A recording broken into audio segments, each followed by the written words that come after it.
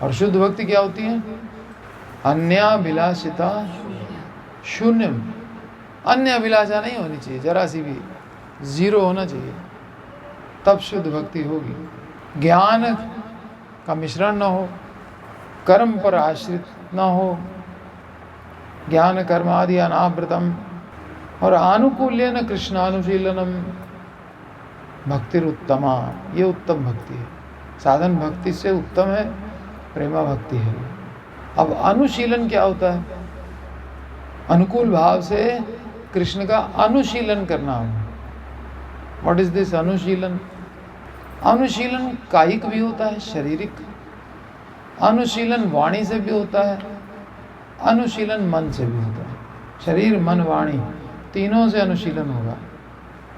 तीनों से अनुकूल भाव से अनुशीलन करना, इसको कहते हैं उत्तम भक्ति। ठीक है, शरीर मन वाणी से कृष्ण के अनुकूल भाव से अनुशीलन करना उत्तम भक्ति है। और अन्य अभिलाषा नहीं होनी चाहिए, कर्म पर डिपेंड नहीं होना चाहिए, कर्म फल पर डिपेंड नहीं होना चाहिए, और ये सब चीज़ बिल्कुल कवर सब हट जाने चाहिए। अब अनुशीलन क्या होता है? उत्तम भक्ति तो इसको कहते हैं, पर अनुशीलन, कृष्ण का अनुशीलन करना है। व्हाट इज दिस अनुशीलन? तो कह रहे हैं कि अनुशीलन दो प्रकार से होता है। एक तो प्रवृत्ति मूलक, दूसरा निवृत्ति मूलक। अब ध्यान से सुनिए। तो जो प्रवृत्ति मूलक है उसमें फिर तीन भेद हैं, एक तो शारीरिक, एक मानसिक और एक वाचिक, वाणी से। तो शरीर से कैसे प्रवृत्ति मूलक अनुशीलन होता है? शरीर से हरि गुरु की सेवा करना, ये हुआ कृष्णानुशीलनम शरीर से। वाणी से कैसे कृष्णानुशीलनम होता है? रूप गुण लीला का गान करना, वाणी से कृष्णानुशीलनम हो गया। अनुकूल्यन, अनुकूल भाव से प्रशंसा कर रहे हैं आपके रूप की, आपके गुणों की, आपकी लीलाओं की, तो ये हो गया वाणी से कृष्णानुशीलनम। तीसरा है मानसिक। मन से कैसे अनुशीलन होगा? मन से सदैव प्रीति पूर्वक हरि गुरु के रूप गुण लीला का चिंतन करना।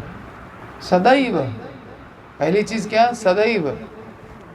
दूसरा प्रीति पूर्वक, और तीसरा चिंतन। किसका चिंतन? रूप गुण लीला, रूप गुण लीला का चिंतन। तो अनुशीलन क्या हुआ? प्रवृत्ति मूलक अनुशीलन, शरीर मन वाणी से। शरीर से क्या है? हरि गुरु की सेवा। वाणी से वर्णन, मन से सदैव प्रीति पूर्वक भगवान के नाम रूप गुण लीला का चिंतन करना। हरि गुरु के, गुरु की लीला देखिए यहाँ पे है, लीला अमृत प्रभुपाद का, उस लीला का चिंतन भी करना चाहिए। अच्छा, एक तो ये हो गया प्रवृत्ति मूलक अनुशीलन। दूसरा होता है निवृत्ति मूलक अनुशीलन। ये क्या है? सेवा अपराध न हो जाए, उससे निवृत्त होना है। भाई सेवा तो कर रहे हैं, शरीर से हमने कहा कि हम सेवा करेंगे, तो ये हुआ कृष्णानुशीलन हम, लेकिन सेवा में अपराध भी तो होते हैं 32, उसको भी तो देखना पड़ेगा।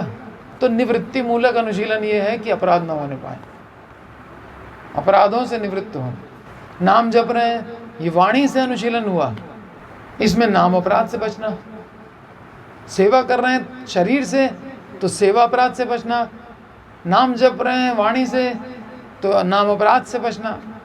और मन से चिंतन कर रहे हैं, ठीक है, तो मन से चिंतन करने में क्या सावधानी बरतनी है कि कहीं भोग की कामना ना आ जाए मन के अंदर, मुक्ति की कामना ना आ जाए। सेवा समाप्त हो, छुट्टी मिले, छुट्टी मिले, मुक्ति मिले सेवा से, बस हो गई गड़बड़। ठीक है, सेवा से मुक्ति मिले, रिटायर होना चाहते हो, निरंतर सेवा चले। सेवा अपराध, नाम अपराध और भुक्ति मुक्ति की वासना, ये तीनों अलग अलग रिलेटेड हैं, एक शरीर से, एक वाणी से और एक मन से। तो तीनों की निवृत्ति करनी है। और तीनों शरीर मन वाणी को प्रवृत्त भी कराना है और अपराधों से निवृत्त भी कराना है। ये हो गया आनुकूल्यन कृष्णानुशीलनम, इसको कहेंगे भक्ति उत्तमा। ये है उत्तम भक्ति। जहाँ सावधानी नहीं बरती जाती वो उत्तमा भक्ति नहीं कहलाती। सावधानी बरतना बहुत जरूरी। ठीक है।